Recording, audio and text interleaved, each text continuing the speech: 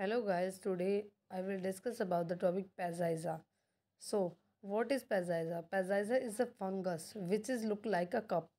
Means a cup shaped fungus जैसे एक cup होता है मतलब प्याले नुमा संरचना हमको इसकी देखने को मिलती है। और ये जो फंगस है ये सैप्रोफिटिक फंगस है। मीन्स मर्तोपजीवी है क्योंकि आपको पता ही है जो फंजाई होते हैं मोस्टली उसमें क्लोरोफिल नहीं होता और due to the absence of chlorophyll it is saprophytic in nature. मतलब ये क्या करते हैं, डेड एंड डीके मटेरियल से अपना फूड एब्जॉर्ब करते हैं, अपने आप से अपना फूड खुद नहीं बनाते। तो पैजाइजा का अगर हम क्लासिफिकेशन देखें तो किंगडम माइकोटा में आता है क्योंकि आपको पता है फंजाई को हम किंगडम माइकोटा में रखते हैं। Division Eumycota means true fungi है Peziza. Subdivision Ascomycotina, Ascomycotina का मेंबर है क्योंकि यहाँ पे एस्कोकार्प बनता है। Class Discomycetes, order Pezizales, family Pezizaceae, genus Peziza, species हम रेपेंडा पढ़ रहे हैं यहाँ पे। पैजाइजा जो है लार्ज जीनस है जिसमें 100 स्पेसीज आती है और जो इसकी सेल है वो मोस्टली सैप्रोफिटिक इन नेचर है, आपको मैंने बताया था। और रेनी सीजन में ये क्या होता है, वुड पे रोटिंग वुड जो होती है या डंग के ऊपर हमें देखने को मिलता है। इसकी जो स्ट्रक्चर है जनरली सिमिलर करती है मशरूम्स की जैसी। It is generally called as cup fungus because it form cup like structure on soil। इसको हम कप फंगस इसलिए कहते हैं क्योंकि कप लाइक स्ट्रक्चर ये फॉर्म करता है। जैसे ये आप डायग्राम में यहाँ पे देख रहे हो, जैसे एक कप की स्ट्रक्चर होती है सेम उसी तरह की स्ट्रक्चर हमें पैजाइजा की देखने को मिलती है। और इसकी एक स्पीसीज है जो बड़ी ही अट्रैक्टिव होती है जिसका नाम है पैजाइजा ऑरेंशिया। इसको हम ऑरेंज पील पैजाइजा कहते हैं क्योंकि इसका जो एपोथीशिया है वो अट्रैक्टिव होता है और अट्रैक्टिव कलर बैंगनी कलर का ये शो होता है। अगर हम इसकी वेजिटेटिव स्ट्रक्चर जब हम देखते हैं, जो थैलस रहता है इसका सबस्ट्रेटम रहता है, मतलब सबस्ट्रेट से चिपका हुआ रहेगा। माइसीलियम होता है क्योंकि पता है आपको, क्योंकि यहाँ पे हाइफी जो है कॉन्जेंट होके क्या बनाए माइसीलिया फॉर्म करेंगे। पेरिनियल बहुवर्षीय होता है, हैविली ब्रांच्ड है और सेल जो होगी इसकी यूनिन्यूक्लियट होती है और साथ ही साथ यहाँ पे सेप्टेट देखने को मिलते हैं। यहाँ पे हमने पैजाइजा का एपोथीशियम का फिग बनाया हुआ है, सेम इस तरह का लुक लाइक ये करता है और ये इसकी डायग्राम है। जब हम इसकी फ्लोटिंग बॉडी को देखते हैं, क्योंकि जो पैजाइजा का फंगस है वो मोस्टली सॉइल के अंदर डेवलप होता रहता है हमें सबस्ट्रेटम में, लेकिन जो अपर साइड हमें दिखती है स्ट्रक्चर जो कप लाइक स्ट्रक्चर है वो है इसकी फ्लोटिंग बॉडी।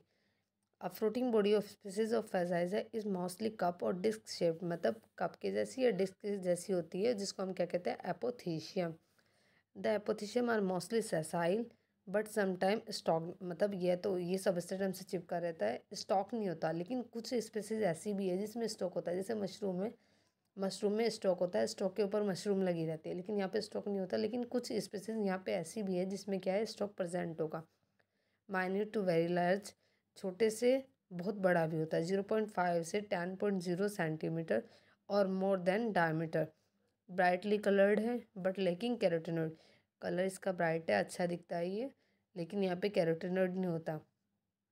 और ब्राइट कलर से डार्क कलर का होता है, स्मूथ, वेलवेटी, हेयरी और ब्रिस्टी।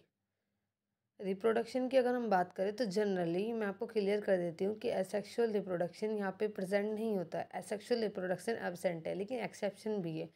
पैजाइजा की कुछ स्पीसीज ऐसी है जिसमें पैजाइजा वेस्कुलोसा है, उसमें क्या होता है सेक्सुअल रिप्रोडक्शन नहीं होकर वहाँ पे असेक्सुअल रिप्रोडक्शन प्रेजेंट होता है।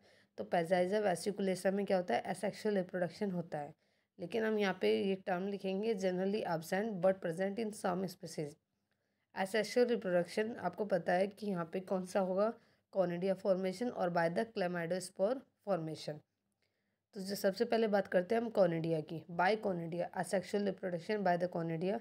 इन this some cell grow vertically, कुछ सेल क्या होगी वर्टिकली, मतलब ऊपर की तरफ ग्रो करना शुरू करेगी, एक थिन फिलामेंट स्ट्रक्चर बनाएगी और वो thin filament eight the tip से स्वेलन हो जाएगा, फूल जाता है और एक वेसाइकल बनाएगा, मतलब एक बैलून लाइक स्ट्रक्चर बना रहा है जिसको हम कहते हैं कॉनिडियोफोर।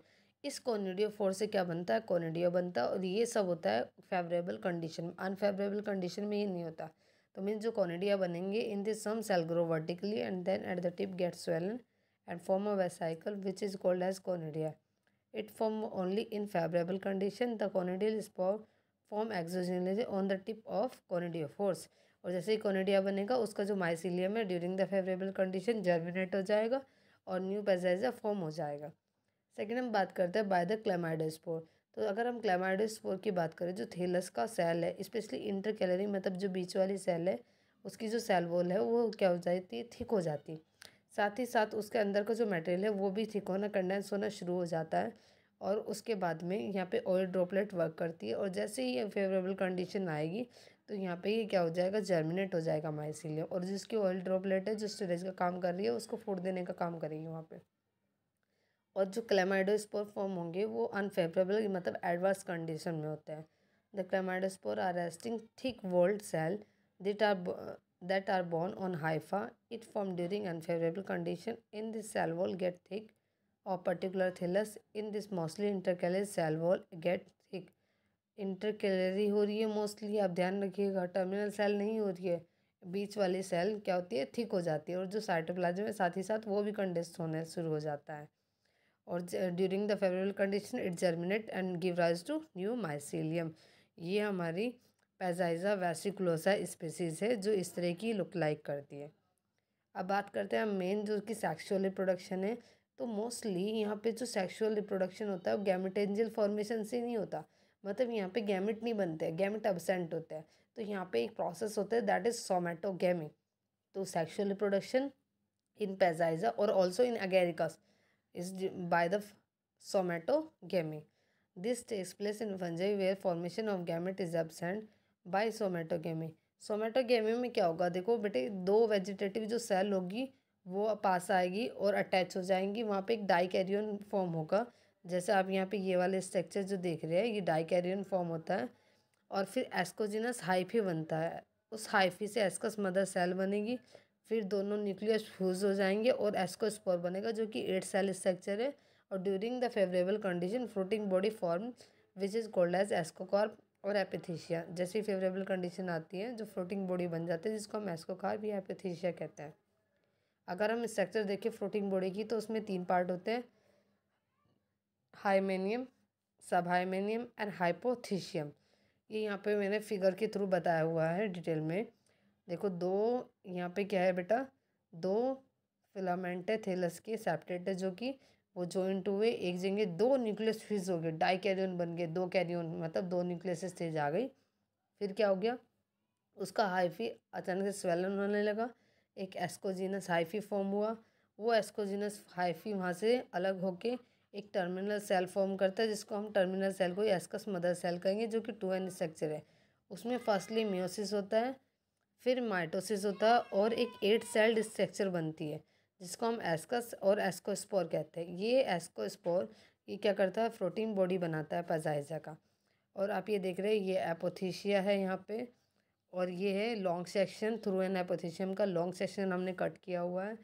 तो ये पैजाइजा जो है काफ़ी इंपॉर्टेंट फंज है ये आपके एग्ज़ाम पॉइंट ऑफ व्यू से। और जो पैजाइजा है आपको पता ही चल गया है कि ये कैसे है, कप लाइक स्ट्रक्चर है। अभी हम बात करते हैं क्या पैजाइजा एडिबल है। तो अगर मैं बात करूँ पैजाइजा एडिबल है या नहीं है, तो मोस्टली जो पैजाइजा है वो एडिबल नहीं है, लेकिन कुछ स्पीसीज़ को हम क्या करते हैं हाईली टेम्परेचर पे बॉईल करके या हाईली उसको पका के खा सकते हैं। लेकिन आप उसको अगर कच्चा खा रहे हो या डायरेक्ट खा रहे हो तो वो डाइजेशन डिसऑर्डर क्रिएट कर सकता है, मतलब आपको पेट की बीमारी दे सकता है क्योंकि ये पॉइजनस होता है ऐसे। Okay, thank you so much.